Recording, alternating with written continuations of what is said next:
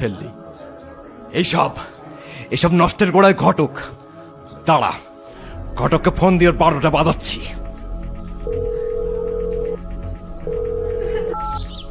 হেই মিয়া, হেই, আপনার কি কোনো কমন সেন্স নেই?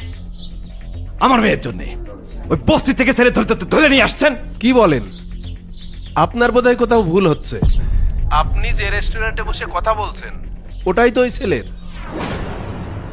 ছেলেরা কিন্তু কয়েকশো কোটি টাকার মালিক, কিন্তু ওর চেহারা দেখে বোঝার উপায় নেই।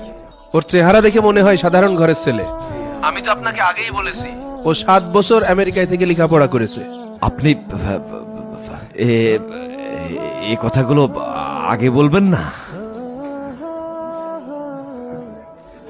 আসসালামু আলাইকুম।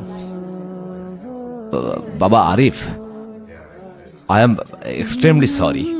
আমি আসলে তোমাকে চিনতে পারিনি। তুমি আগে বলবা না এই রেস্টুরেন্টটা তোমার? আমাকে কথা বলার সুযোগই বা দিলেন কখন? তো তোমাকে আমার খুব পছন্দ হয়েছে, মাশাআল্লাহ। কিন্তু আপনাদের তো আমার পছন্দ হয়নি। আপনি কি যেন বলছিলেন যে 1 কোটিতে কয়টা শূন্য বলতে পারবো না।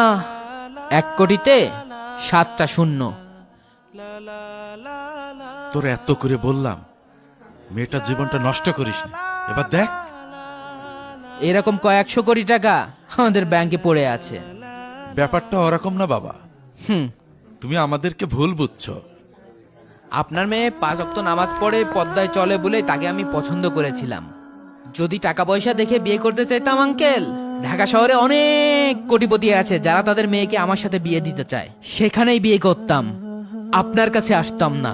দোস্ত, তুই একটু ছেলেটাকে বোঝা না। আমি বোঝাতে পারবো না। সব জায়গায় এত টাকার অহংকার দেখাতে নেই। মনে রাখবি, বাপের উপরেও বাপ থাকে। আসি, ভালো থাকবেন।